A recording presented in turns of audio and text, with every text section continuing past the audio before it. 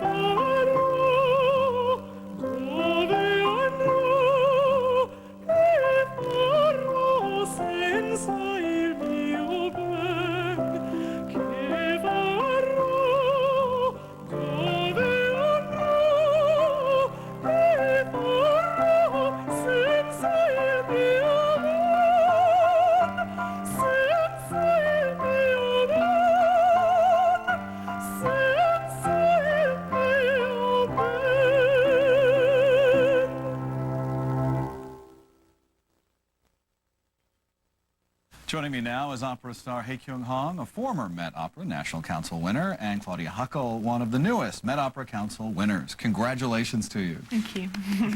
Take me backstage for a moment, if you will. I guess all 7 of you were huddled together backstage as your name was announced. Tell me what was going on back there. Yeah, actually, the opera stars who had performed just then were back there then as well, and so everyone was really talking, actually. We weren't sort of waiting, thinking, oh, who's going to be called? It was everyone's just chatting and getting on and just waiting. It was the 50th anniversary, so Hei-Kyung Hong was there, and Sam Raimi, and Deborah Voigt, and DOLORA ZAJICK. Thomas Hampson. And Thomas Hampson was there. Tell me about that. It must have been special to have all those big opera stars back there. It was incredible. They performed so amazingly well, and I thought it was a great example to set for us. Did it add to the nerves at all to have the heavyweights back there? Maybe a little. I don't think so. Did you add any pressure to it, or? No, I don't think so. We were talking They were very friendly. backstage. We were giving lessons Yes. and how to breathe. Few pointers? Yes, we were having a great time backstage, yes. Tell me about your competition. You have won this competition as well. What do you remember from that? 22 years ago. Just big excitement. After studying at Juilliard for 9 years, I felt that was the natural next step, and I did, and just excitement of singing at the Metropolitan stage was tremendous, all excitement. Now, from then on, it's a lot of work. Hard work begins. So enjoy. We should say this is an American competition, but it's open actually to anybody who's lived in the United States for longer than a year. You have that in common. You were born in South Korea. How long had you been in the United States? I came when I was 15. So I've been here 9 years, actually. And you've been here 1 year. Yeah, just since studying. August. Since August. So is it exactly a year? You have to be longer than a year to be able to compete? You'd have to either just be resident here at the moment, or studying at a college, or be American. So actually, it's not just for America and Canada. It's really for the whole world. And, as long as you've been here at least 1 year. Exactly, Right. and competition is very stiff, very. Was that the first time you had been on the Met stage? Yes. To be in that competition? Yes. What did that mean to you? I couldn't wait to get on it, and I enjoyed so much.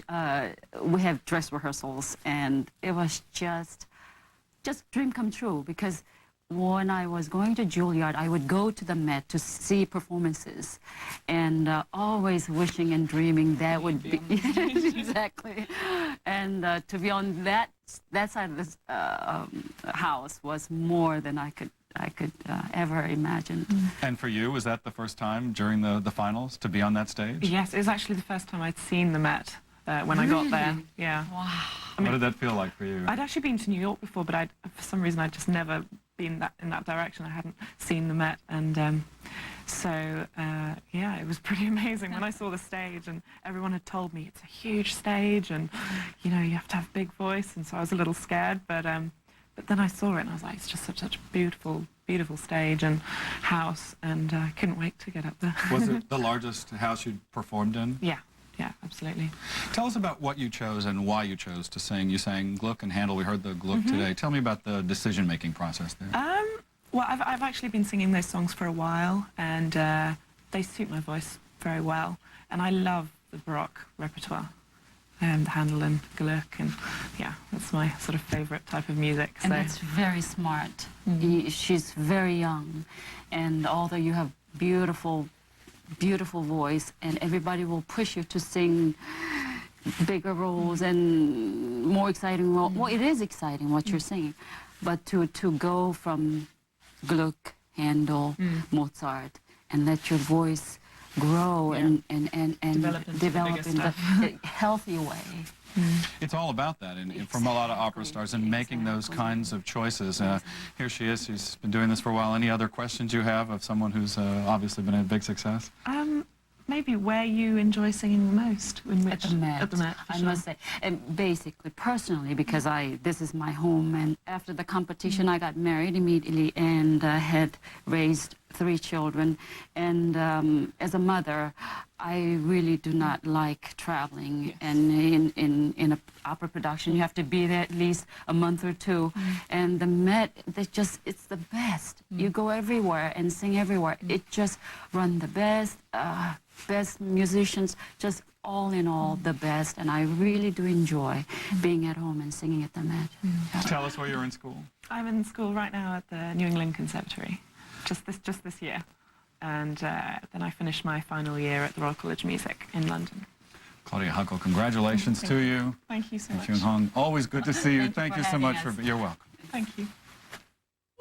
The Metropolitan Opera National Council audition winners on Breakfast with the Arts will continue. An A&E special presentation. This morning, contralto MEREDITH ARWADY represents the tri-state region. A graduate of Hope College and a native of Kalamazoo, Michigan, she's currently studying for a master's degree in music at the Curtis Institute. She performed recently with the Opera Company of Philadelphia and San Francisco Opera's Marola program. Today, she will sing an aria by Händel.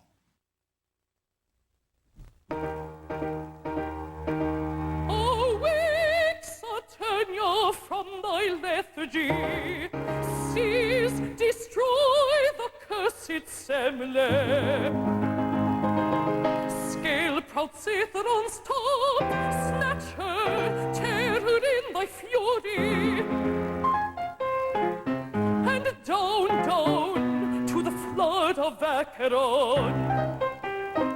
Let her fall, fall, fall, rolling down the depths of night. Never more to behold the light. If I the imperial scepter sway, I swear by hell. Tremble, tremble, tremble, the universe, this oath to hear. Not one of cursed Agenor's race to spare. Hence, hence, Iris, hence away. Iris, hence away, away, away, away, far from the realms of day, far from the realms of day, far from the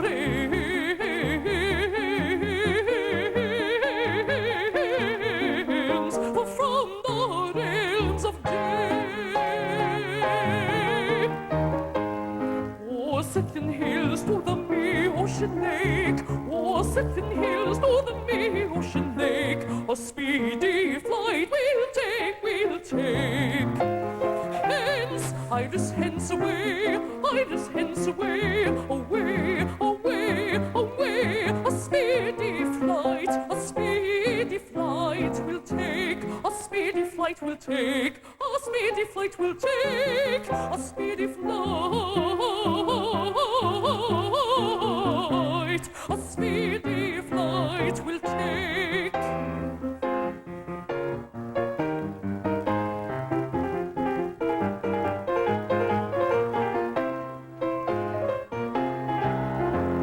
Their somnus I'll compel his downy bed to leave and silent cell.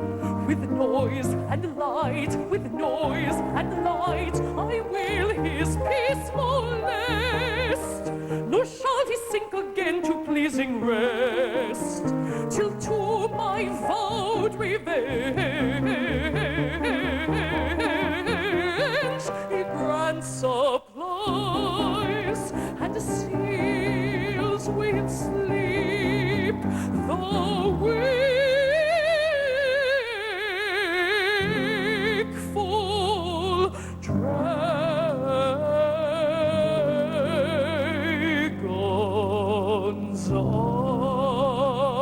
eyes. Hence, hence, Iris, hence away. Iris, hence away, away, away, away, far from the realms of day, far from the realms of day, far from the realms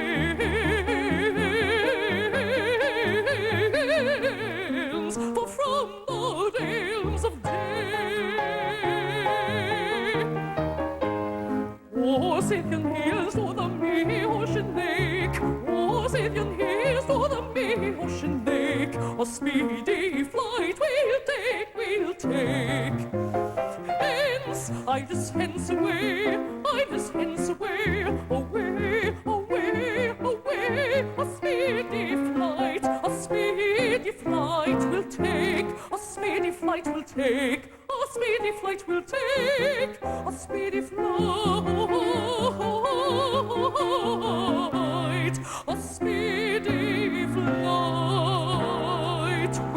take.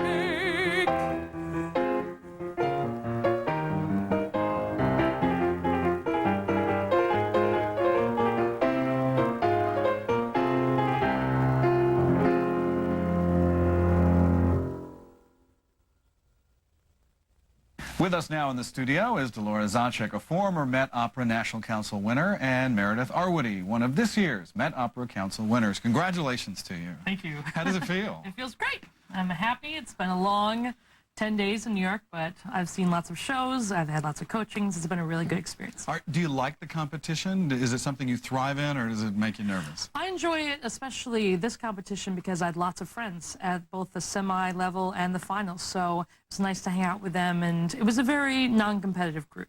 So it was very supportive. As we've been saying all morning, this was the 50th anniversary. DOLORA, you got to sing again at these Met auditions after not singing. Finally, after all those years. After all these years.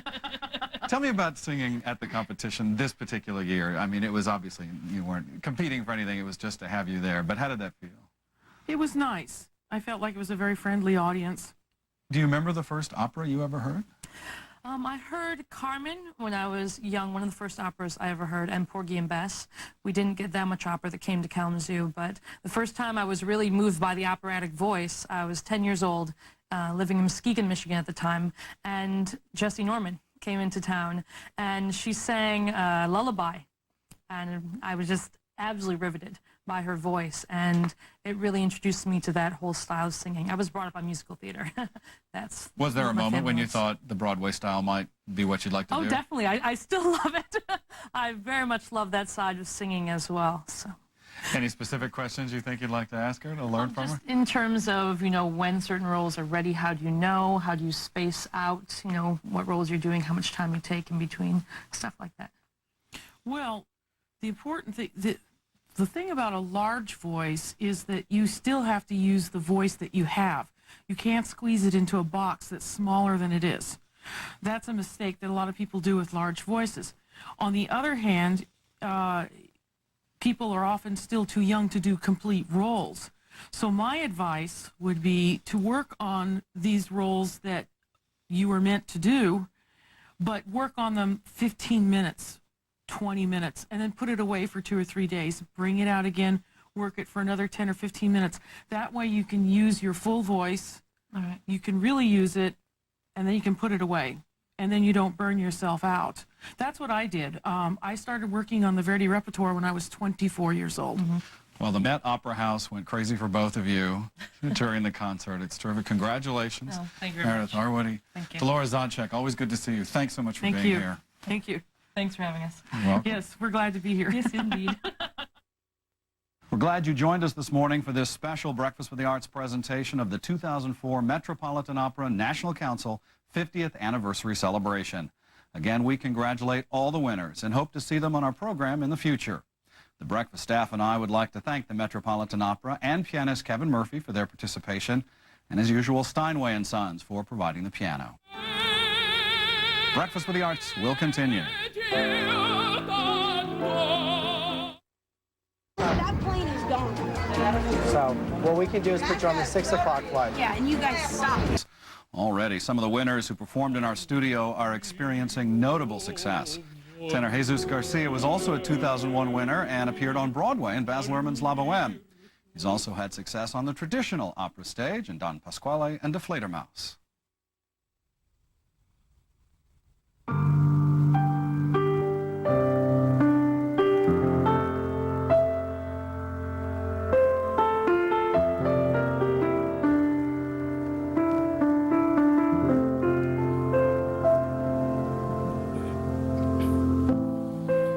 La solita storia del pastore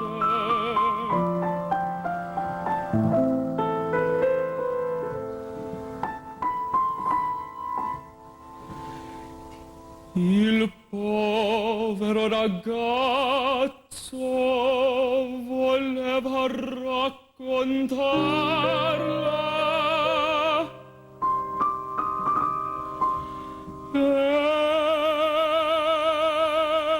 e s'addormì.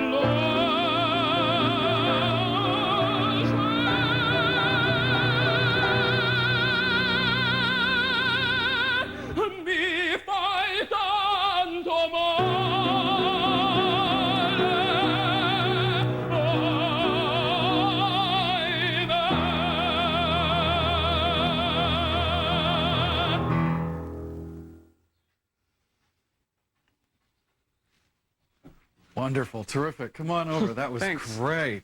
Thank that you. was wonderful. Congratulations Thank to you you. on the contest. Thanks a Here, lot. have a seat. The two arias that you sang in the competition, this being one of them, were very emotional, and it seemed to me that any one of the singers could have picked something bright and bubbly or something incredibly passionate. Yours were very emotional. Is that? Do you think that's your strong suit? Is that why you went with that? Well, I wanted to. I mean, I knew it was my chance to sing in front of that audience, and I know that that's sort of how you touch. You have to touch people. You know, you have to get to the core of humanity, sort of, you know, and really bring out something that they can really relate to, and you know, and I think that type of repertoire really really does that, and it helps me to connect with them too, and it becomes a much more fulfilling experience for me personally if I can really, you know, bring something really passionate to the stage. It seemed like for you particularly, the acting was just as important as the singing. Yeah, if not more important. I mean, well, obviously it's opera, so the singing comes first, but, you know, it's theater, you know, and it has to be there. Speaking of being on that stage, if you turn around and just, if we can get a shot of that picture, this is pretty much what it looked like to you. This picture is from the stage of the Metropolitan Opera. When you came out there for the very first time, could you get past the fact that you were on the stage of the most important opera house in the world? No, not really. I couldn't. It was sort of, the first time was during the semifinals, and the house was empty. Just there were the judges and the, you know, a very small number of people. But the first time to walk out there with, you know, the house full was just, it was just all this energy in the air, and it was really magical. The audience, after you sang your first aria, gave you some bravos. Did you hear that? Were you aware of that? Yeah, I did. And, you know, but it's so, you just sort of can't, because your heart's beating and you hear that in your ears, and it all just, it's all sort of just coming at you. And so you, I mean, I could hear it, you know, and that's, you know, that's the best thing. Did it sort of hit you that that kind of what it was all about, to get that back from the audience, that you had touched them, that they appreciated it? Yeah, that's really nice to hear. Do you have one particular memory from the competition?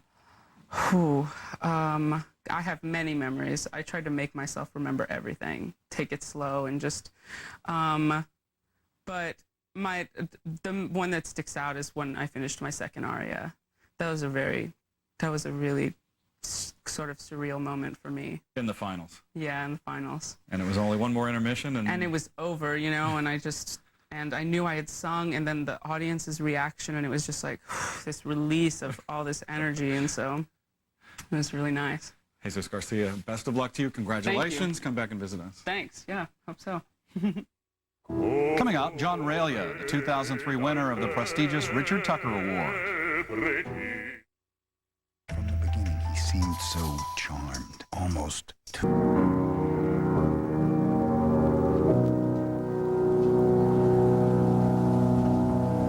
Studia il passo, mio figlio,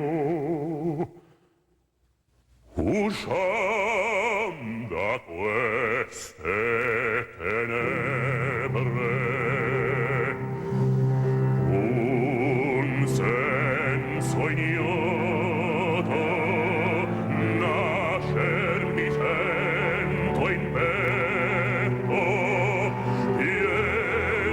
tristo presagio,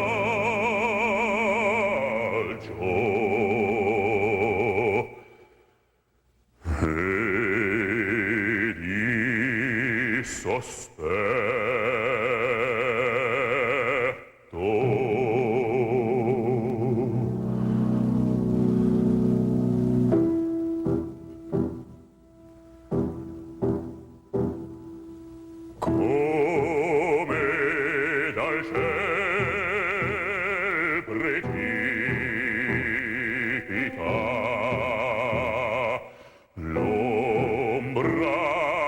sempre oscura, in notte ugual trafissero col coro il mio Signor. Mille affannose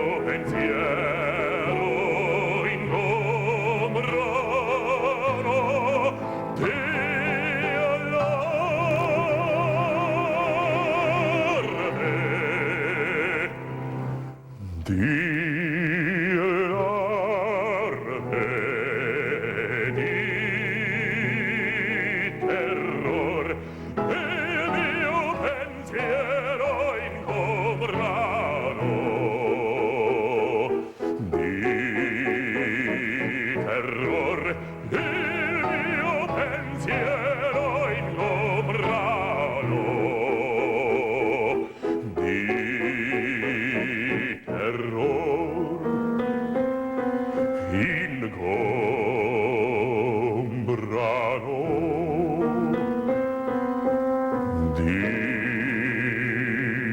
terror e di terror e di terror.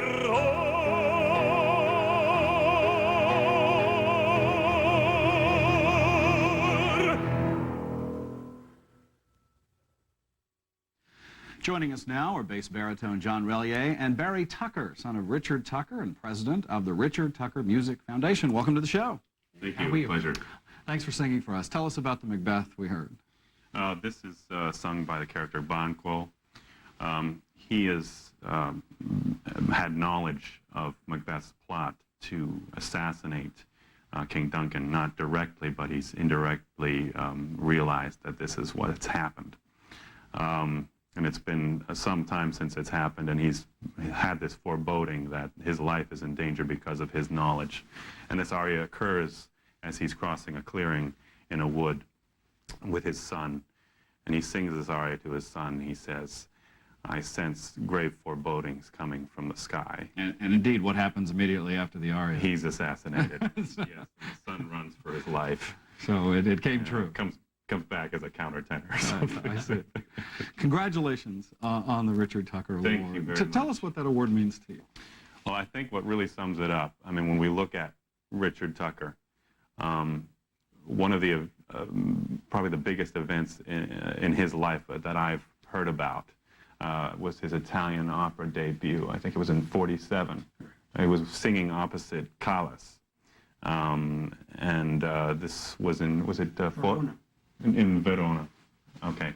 And he walked away with the show. And this is, you know, post-war years for an American singer to do this kind of thing in Europe was unheard of. American singers really didn't have so much access to training that could give them the ability to compete with the European opera community, and much less to even convince the American audiences that they were on the same level. And he, I mean, that's an unprecedented kind of thing, and that's what young artists like myself dream of doing. Before we go any further, Barry, tell us about who your father was, Richard Tucker, for those who don't know. Actually, Richard Tucker was born in Brooklyn and trained here in New York City. So to say that he was an All-American is really the real story about Richard Tucker, the American story. He was a cantor, and he auditioned at the Metropolitan Opera, and he lost, but he made such an impression upon the management of the opera company, Metropolitan Opera at the time, that they followed him to his synagogue about 6 months after he had auditioned, because they were looking for a tenor to sing the Rosenkavalier. And he went on to have an extraordinary career. 31 years later. And in starting the foundation, was there something in his life and career that he didn't have the formal training that a lot of singers have now, and that he sort of just burst onto the scene that he wanted to give other singers an opportunity, or did the foundation come later? Actually, what happened really was that when he died, we have a mourning period. And at that time, lots of people came up with ideas and things like that. What are you going to do for him? One of his great loves was wherever he traveled around the United States or any other place, whether it was Israel or Italy or London or any place, he always liked to listen to young singers. Loved listening to young singers and giving them his advice to go further, study, not to study, get married or not get married, and things like that. And America meant so much to him. And lots of people say he gave up not singing, going to Europe, because he didn't want to spend that much time there, because they never had planned their seasons. Here in America, he can always do a concert for community concerts at that time, or a regular concert, or some of the local opera companies. And he felt very strongly about being an American. Tell me what happens from here on. You've received this award. You've already got probably many performances in the future all set for you. Where do you go? Well, this spring, as often happens in the spring with me, I do a lot of concert work as well. It's sort of a 60-40 balance of opera to concert for me. And I think it's good to kind of keep them things balanced that way. But this spring, I'll be singing in Dallas, singing Elijah in Dallas, Mozart Requiem in Minneapolis, Beethoven 9 in Portland. It's just sort of the lifestyle, you know, as it leads, you know, in this time of year for me. My big sort of highlight that I'm looking forward to is recording the Mahler 8th with Simon Rattle in Birmingham for EMI this May. I want to thank you both for being here. I know you're already gearing up for the next Richard Tucker Award, so there's another aspiring singer out there about to be tapped. John Barry, thank you so much for being here. Thank you. Thank you. Next, the stylish Finnish soprano Soija Isokowski. The number A new journey begins. What do you...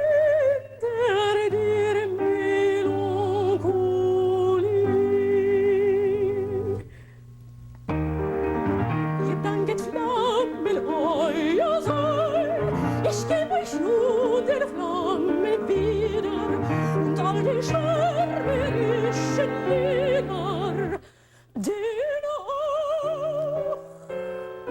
ihr sang nicht mir allein, ihr brandet nun und bald, ihr Liebe ist keine Spur von euch mehr hier.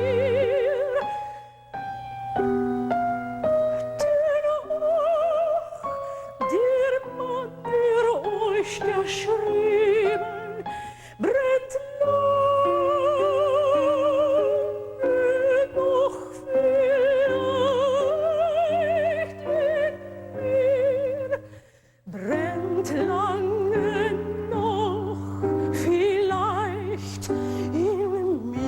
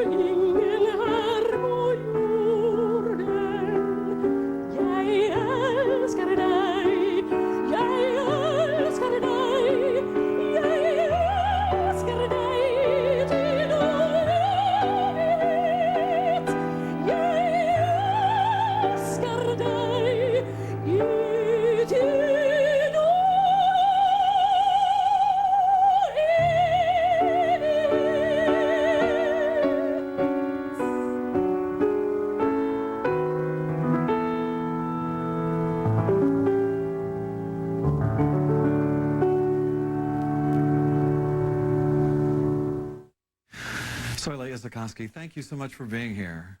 Thank you, my pleasure. Thank you for singing for us. You sang Mozart and Grieg together. Tell us a little bit about more what we just heard.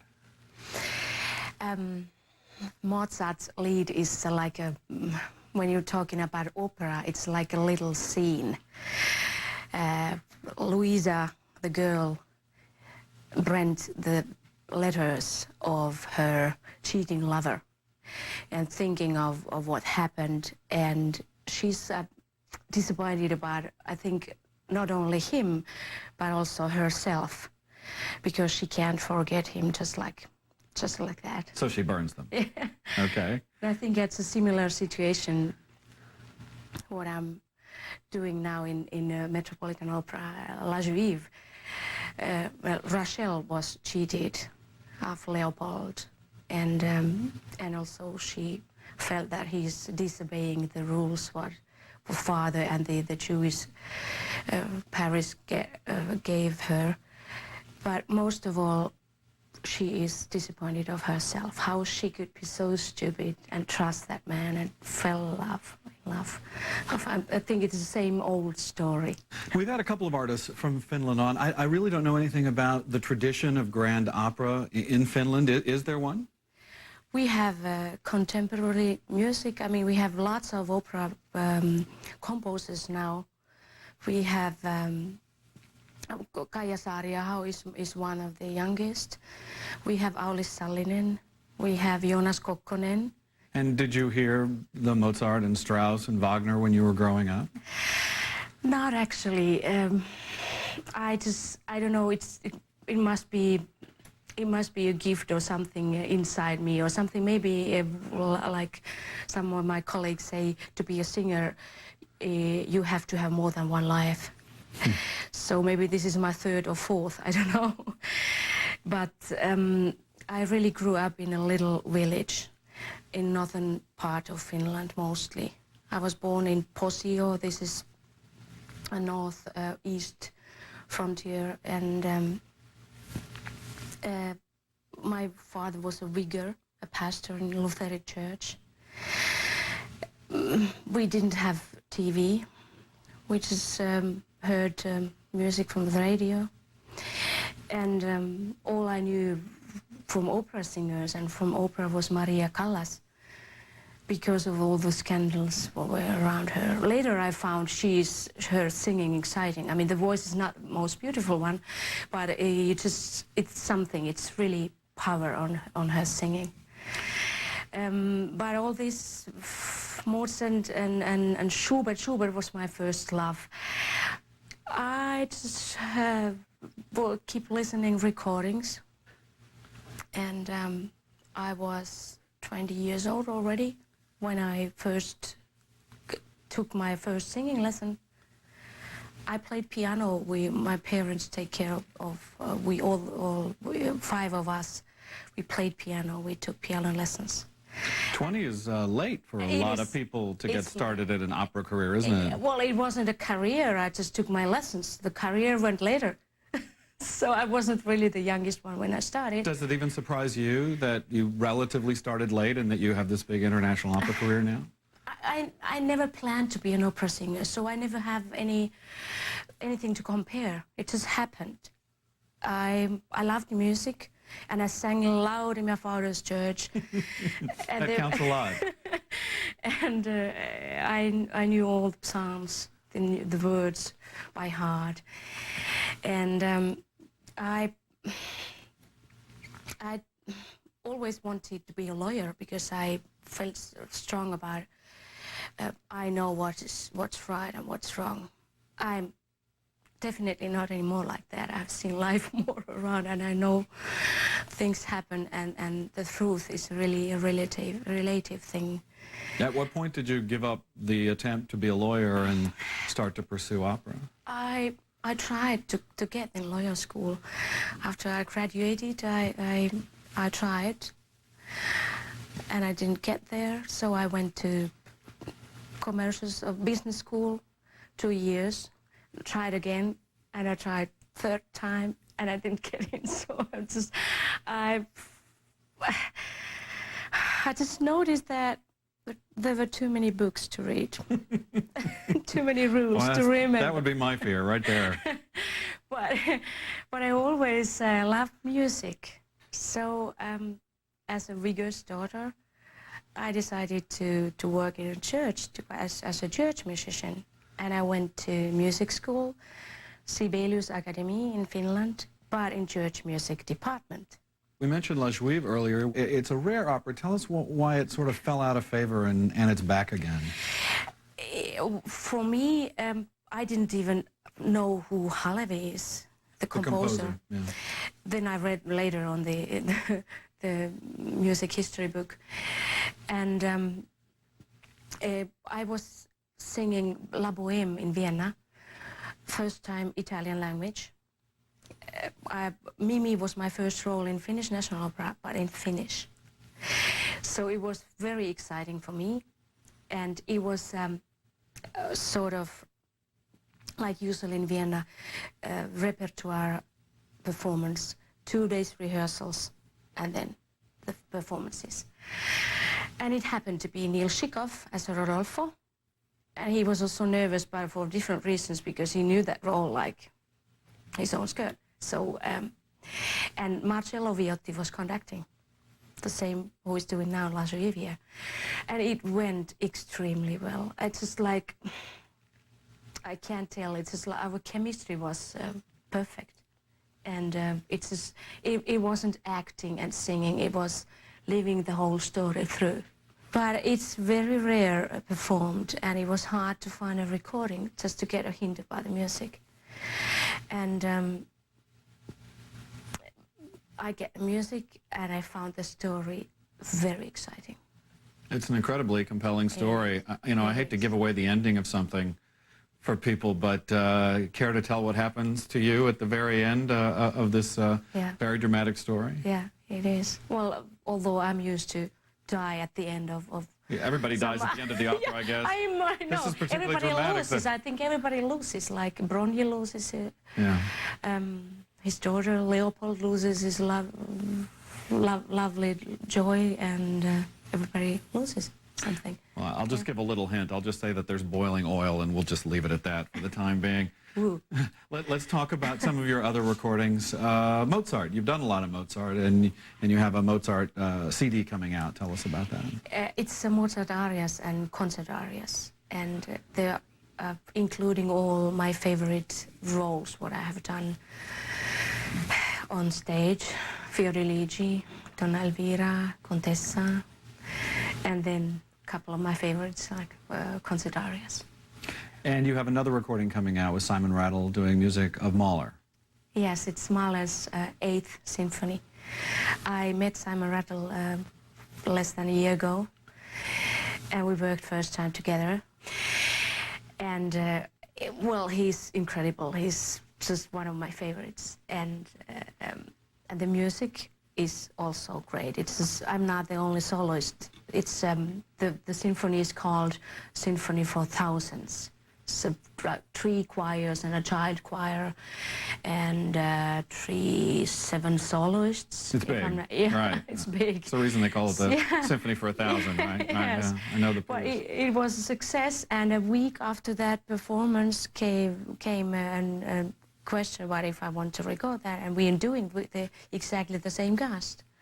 And you're doing a recital tour. Is this your first? Have you done recitals in the past? First time here in New York, yes. Are you excited about that? I am. What will be on the program? A little Mozart and Strauss, I imagine? Yes. Anything else? Yes. I try to do the program like serious classical music, but also some funny things, so that it doesn't need to be like sitting on the church all the time. There you go. Behaving. Well, all the best to you, Soile Isokoski. Thank you so much for being here. Thank you. Soile Isokoski can be heard on the Ondine label performing orchestral songs by Richard Strauss. Her latest recording, also on Ondine, is a collection of Mozart arias. For more information, go to ondine.net. Coming up, Czech mezzo-soprano Magdalena Kožená. Nicolas Cage. Ever since a kid. Mezzos and American audiences are just becoming acquainted with a young Czech mezzo who's been dazzling Europeans for several years. Her name is Magdalena Kožená. Here she is to sing a song by the great Czech composer Antonin Dvorak. The pianist is Malcolm Martineau.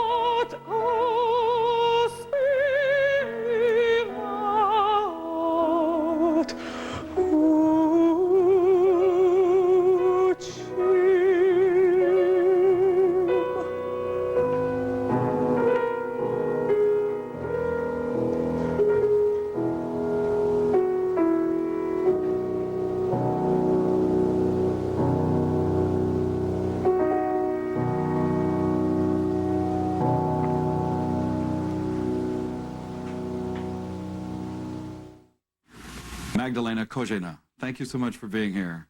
No. Did I pronounce your name right? Yes, you did. Good, I've been practicing. Yeah, it's quite difficult to pronounce Czech language, so congratulations. Thank you so much. Speaking of Czech and Czech composers, you sang Dvořák for us. Tell us about that song. Yeah, this is probably the most famous Dvořák song, which is called the song My Mother Taught Me. And it's from the cycle called Gypsy Songs. And it's like a memory of somebody who remembers how his mother sang the song for him, and then you actually sing this song to your children later. So it's about, you know, from generation to generation, how people sing songs to each other. You, one of your many CDs is all Czech music, love songs. Is that important to you, a mission to spread more Czech music? Well, I feel kind of obliged. It's a very nice thing to interpret Czech music, because a lot of singers, I know they love this music, but they don't dare to sing in Czech language. So I feel very pleased, and I'm very happy that people abroad enjoy really Czech language and Czech songs, and they discover them, and it's a very nice mission. And for people who know classical music, it's composers that we know, like Martinu and Dvořák. Tell me about the evolution of your voice. Let's back up a little bit. You had started off playing piano and had a slight injury somewhere and decided to move into singing. Tell me about that. Yeah, in the beginning, I really wanted to become a pianist. I fell in love with piano when I was 3 years old in the kindergarten, and it was my dream. And I sang at the same time in the children's choir, but I never thought my voice was any special. So I liked singing, and I did singing, but piano was always the first choice. And then before the exams to the college, I broke my hand, but I wanted to do music, so I decided that I'd try singing, and I studied both at the conservatory, and later on I somehow discovered that singing is something more natural for me, that I like very much the feeling. I can see the public when I do recitals, for example, because when you play piano, at least I felt very much alone on the stage, and when I sing, I feel people, and I like to see their faces and to see their reactions, and I found it much more natural for my temperament. And the studies you're talking about were where? Well, I started to study in my city where I was born, which is Brno, which is a city where also Janáček was born. And then I did a university in Bratislava, which is Slovakia now, but when I started to study, it was still Czechoslovakia. And after they broke up, Czechoslovakia broke into two, you had to go sort of back and forth. Yeah, it was a very strange feeling, because I had to take my passport to go at school, and it was really weird, because we were used to be one country, and suddenly there was this split, and I never quite understood the reason of it.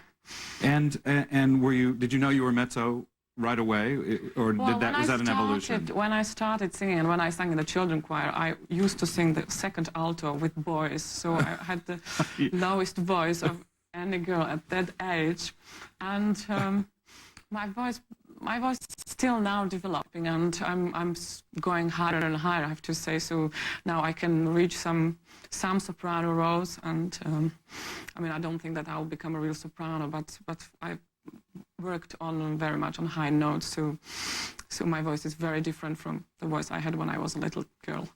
So being a mezzo, that sometimes defines the kind of roles that you do. Particularly, you've done a lot of trouser roles. You've played a lot of women, but you also play men. Talk to me about your experience in playing a guy. Well, in the beginning, it was really very, very strange, because not only a temperament, but also moving on stage, it's quite different, and you have to be more stiff, and it's quite strange thing for a woman to play a man. So, but you get used to it, and now I have to say I enjoy it, because it has a certain strength, and you can do different things than you do in your real life. So it's a real acting then also, because you have to be very different. And in addition to physically, the way you might move, vocally, how do you change to play a man? Well, vocally, I don't think there is a big change. I don't change voice when I sing a man, because it wasn't actually meant. It was written for castratos, for them it was natural. We sing like we sing. We can't actually sound more male than we do. Competitions are important to a lot of different singers in establishing their careers. Has that been important to you?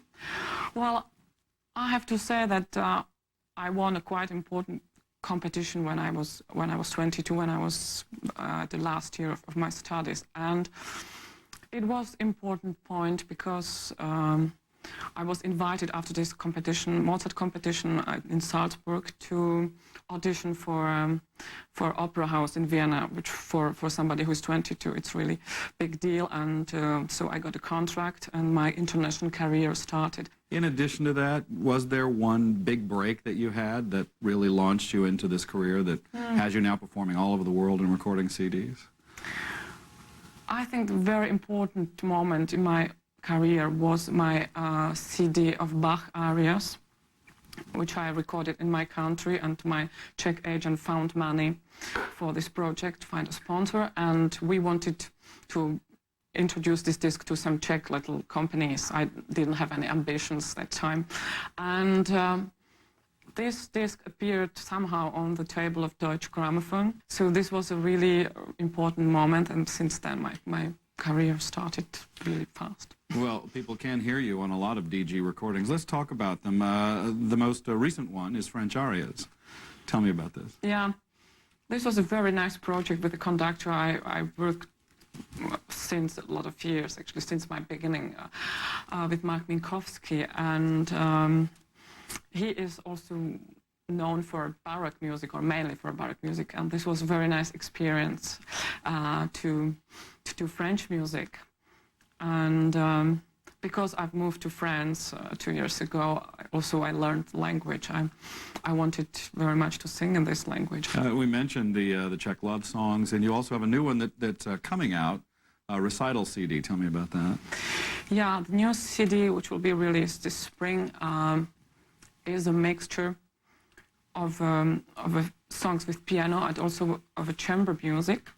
And there is 5 cycles in 5 languages of a music from the first half of 20th century. People are going to be able to see you on stage as well. You'll be opening the Mostly Mozart Festival here in New York. How do you feel about that?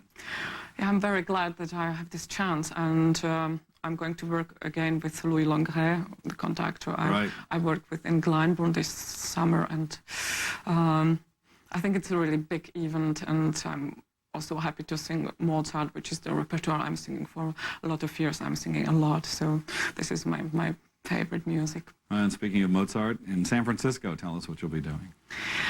So this summer I'm going to sing first time in San Francisco Opera. I'm going to do Dorabella from Così fan tutte.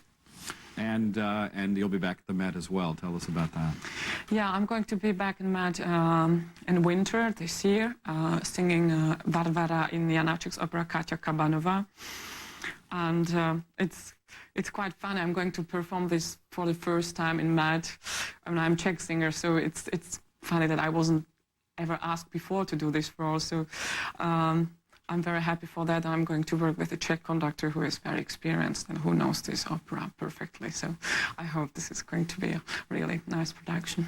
Magdalena Kožená, thank you so much for being here. Thank you. Thanks for singing for us. Thank you. Zelene senzela, czerwony biskodzi, powiedz mi, syneczku, kto ciebie rozwodzi, powiedz mi, syneczku, kto ciebie rozwodzi. Rozwodzi, cela ma rodzina, że ty sy podobnej mamienki dziewczyna, że ty sy podobnej mamienki dziewczyna. Nie daj Boże, nie daj fialence rozkwist, nie daj syneczku od cereczki rozwest, nie daj syneczku od cereczki rozwest. Však ja nie dam, ani nie rozvedu, dokud ja cerečko, dokud ja živ budu, dokud ja cerečko, dokud ja živ budu. Magdalena Kožená will perform at the Metropolitan and San Francisco Operas next season. Her Her most recent CD is a collection of French arias. Coming up, Open Book.